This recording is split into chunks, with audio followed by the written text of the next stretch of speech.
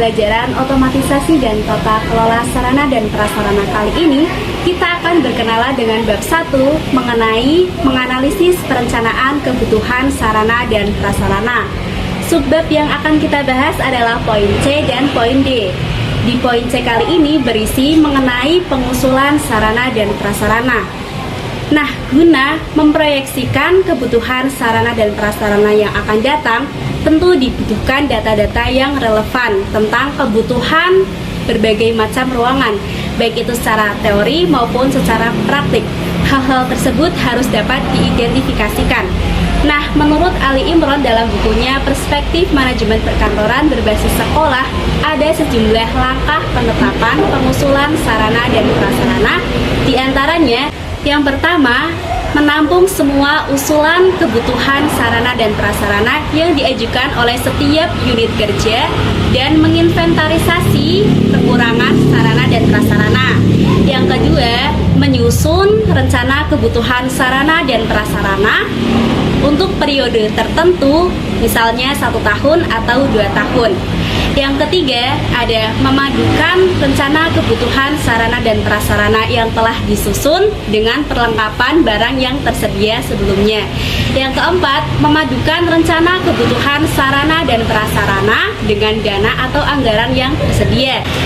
Yang kelima, ada memadukan rencana atau daftar kebutuhan perlengkapan yang urgent dengan dana atau anggaran yang tersedia. Yang terakhir, menetapkan rencana pengadaan akhir.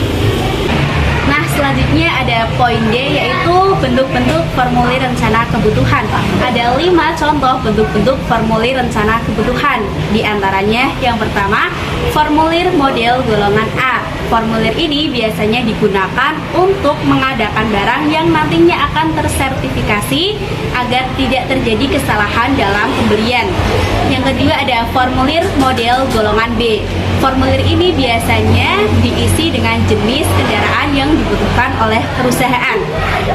Yang ketiga, ada formulir model golongan C. Formulir ini biasanya diisi dengan penambahan lahan atau tanah yang dibutuhkan oleh perusahaan. Yang keempat, ada formulir model golongan D.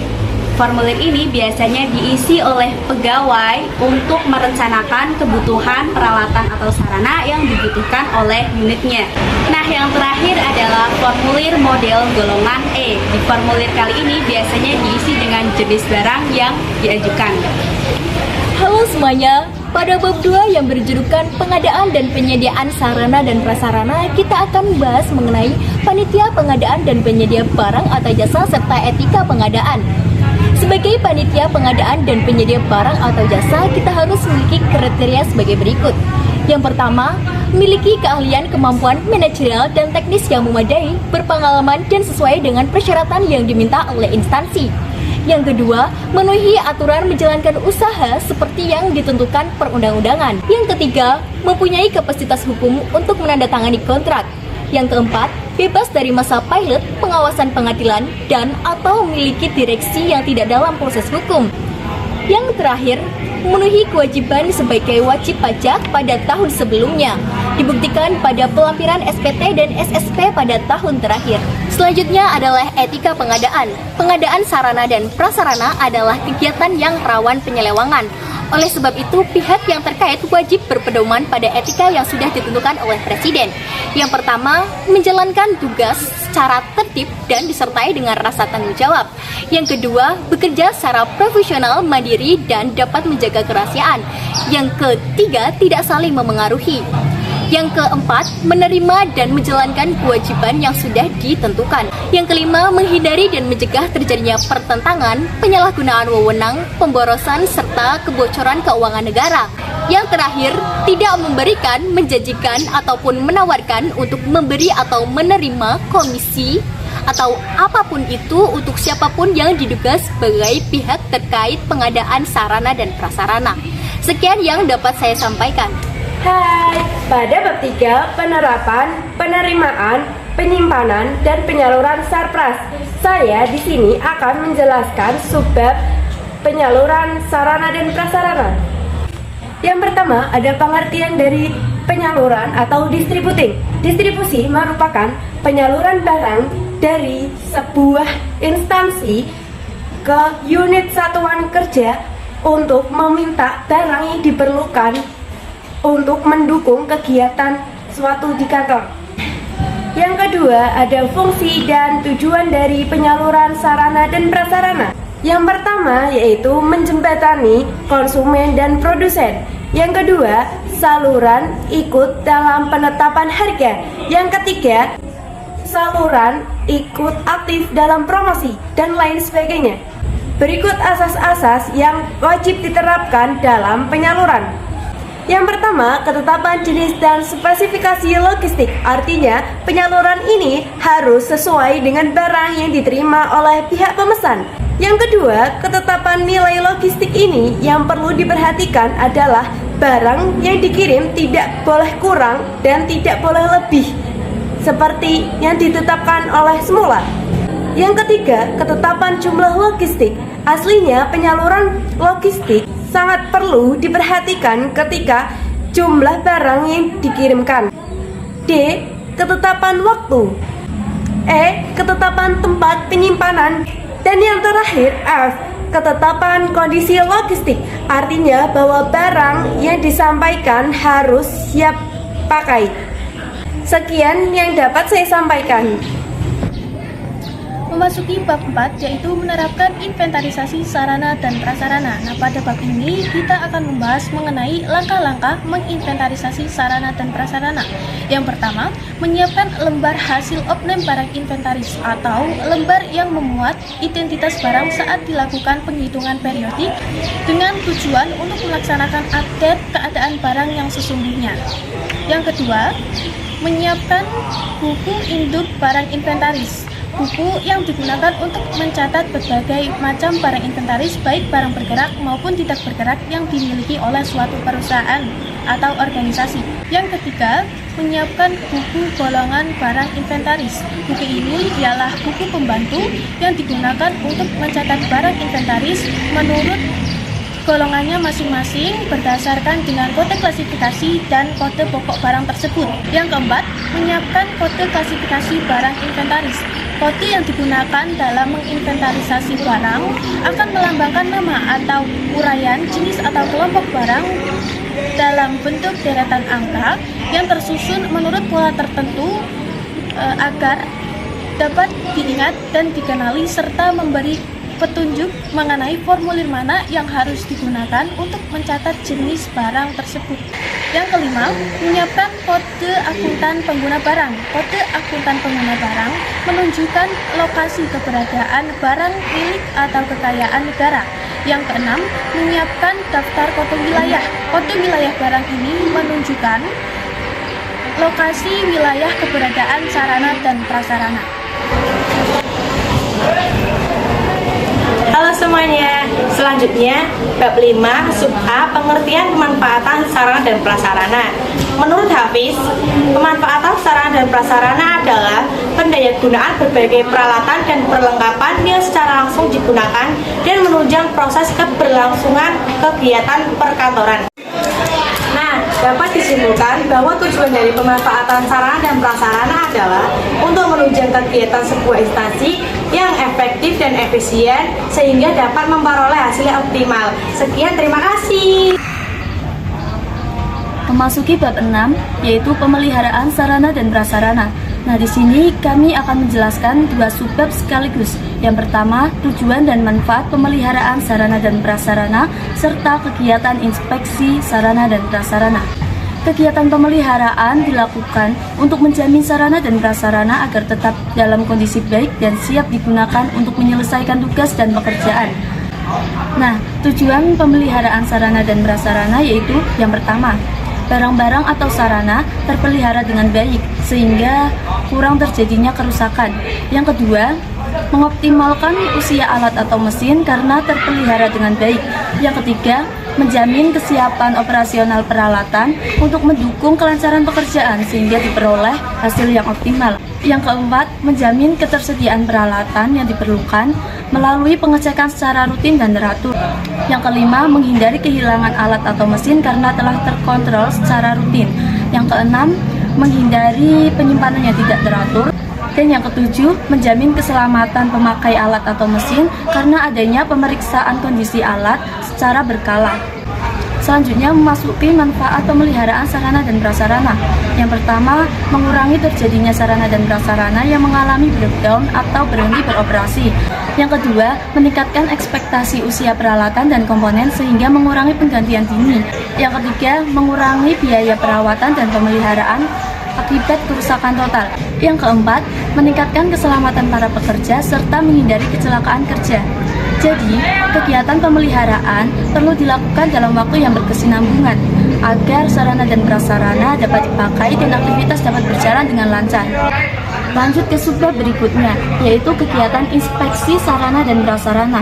Nah, menurut Kamus Besar Bahasa Indonesia atau KBBI, inspeksi adalah pemeriksaan dengan seksama. Jadi, kegiatan inspeksi sarana dan prasarana dapat diartikan sebagai suatu kegiatan pemeriksaan terhadap suatu sarana dan prasarana. Apakah sarana dan prasarana itu baik atau rusak, ataupun untuk penentuan apakah dapat diterima atau tidak berdasarkan metode atau standar yang telah ditentukan. Pada dasarnya, tujuan utama inspeksi yaitu untuk pemeriksaan dengan detail dan cermat mengenai kesesuaian dengan aturan atau standar yang ada. Nah, biasanya inspeksi ini dilakukan oleh perorangan atau sekelompok orang yang bertugas mengawasi seperti halnya manajer sarana dan prasarana. Selain itu, ada pula bagian atau departemen khusus pada perusahaan ataupun kantor yang menjalankan tugas tersebut. Nah, sekian penjelasan dari saya. Hai, selanjutnya bab 7 sub C tentang tujuan dan syarat-syarat penghapusan sarana dan prasarana. Tujuan dari penghapusan sarana dan prasarana yang pertama adalah mencegah terjadinya pemborosan biaya pemeliharaan sarana dan prasarana. Yang kedua adalah mencegah terjadinya pemborosan keamanan barang yang tidak digunakan. Yang ketiga adalah pembebasan ruangan dari penumpukan barang yang tidak digunakan. Yang keempat adalah meringankan beban kerja petugas inventarisasi. Yang kelima adalah pembebasan instansi dari pertanggungjawaban pemeliharaan dan keamanan. Selanjutnya adalah syarat-syarat penghapusan sarana dan prasarana. Yang pertama adalah dalam keadaan sudah tua atau rusak berat. Yang kedua adalah perbaikan menelan biaya besar. Yang ketiga adalah kegunaannya tidak seimbang dengan besarnya biaya pemeliharaan. Yang keempat adalah tidak sesuai dengan kebutuhan masa kini. Yang kelima adalah penyusutan di luar penguasaan pengurus barang. Yang keenam adalah barang berlebih jika disimpan terlalu lama akan bertambah rusak dan tidak dapat digunakan. Dan yang terakhir adalah dicuri, terbakar, dan musnah akibat bencana alam. Lanjut ke bab 8, menerapkan penyimpanan dokumen administrasi Sarpras. Jenis dokumen administrasi Sarpras berdasarkan klasifikasi kearsipan di antaranya buku panduan kegiatan harian pelaksana administrasi Sarpras atau buku panduan berisi penjelasan pelaksanaan tugas kepala tenaga administrasi, pelaksana urusan dan petugas layanan khusus dalam instansi. 2. Dokumen barang inventaris di antaranya daftar pengeluaran barang non-inventaris, daftar pengeluaran barang inventaris, daftar peminjaman barang inventaris, buku induk peminjaman inventaris, kartu inventaris barang atau KIBA tanah, KIBB peralatan dan mesin, KIBC gudang dan bangunan, kartu inventaris ruangan, daftar penerimaan barang inventaris, buku pemeliharaan dan perbaikan, dan format barang ATK yang ditambah. 3. Kartu stok barang merupakan pencatatan pergerakan transaksi keluar masuk barang yang mengidentifikasi tipe transaksi, lengkap dengan jam transaksi, jumlah barang, serta tujuan dan asal barang. Dan yang terakhir, lembar kerja perawatan alat dan mesin. Perawatan sendiri merupakan usaha memastikan ketahanan dan kesempurnaan alat perlengkapan agar selalu berada dalam keadaan baik, benar, dan siap pakai. Sekian dan terima kasih. Semuanya, Kita akan bahas bab 9 yakni laporan pengelolaan administrasi sarana. Laporan sarana dan prasarana adalah suatu kegiatan yang bertujuan yaitu untuk melaporkan keadaan sarana dan prasarana kantor, baik persediaan, mutasi, maupun keadaan fisik dari sarana dan prasarana tersebut dalam periode waktu tertentu seperti triwulan, semester, atau setahun. Nah, fungsi dari laporan sarana dan prasarana ini adalah sebagai bahan pertanggungjawaban, kemudian pengendali persediaan, lalu sebagai memberikan informasi tentang barang yang tersedia dan mutasi barang, serta sebagai bahan atau dasar dalam pengambilan keputusan penggunaan. Berikut adalah penjelasan mengenai teknik pembuatan laporan dan penyusunan laporan. Yang pertama adalah teknik pembuatan laporan. Nah, dalam teknik pembuatan laporan itu dapat disusun yang pertama yaitu memeriksa barang, kemudian menghitung persediaan barang awal tahun anggaran, kemudian menghitung penerimaan dan pengadaan barang, lalu menghitung pengeluaran barang, kemudian menghitung sisa persediaan, kemudian yang keenam adalah mencatat mutasi barang, kemudian yang terakhir adalah melakukan pengadaan atau pembinaan. Selanjutnya adalah penyusunan laporan berdasarkan PID. Ada dua laporan penyusunan berdasarkan PID. Yang pertama adalah menyusun laporan secara triwulan, kemudian menyusun laporan secara tahunan. Laporan triwulan adalah laporan mengenai mutasi barang tersebut akibat penambahan, pengadaan atau pengurangan akibat dari penghapusan atau pendistribusian barang ke unit lain. Nah, yang kedua adalah menyusun laporan tahunan. Laporan tahunan berisi tentang keterangan penerimaan barang, pengeluaran, hingga persediaan barang hingga sampai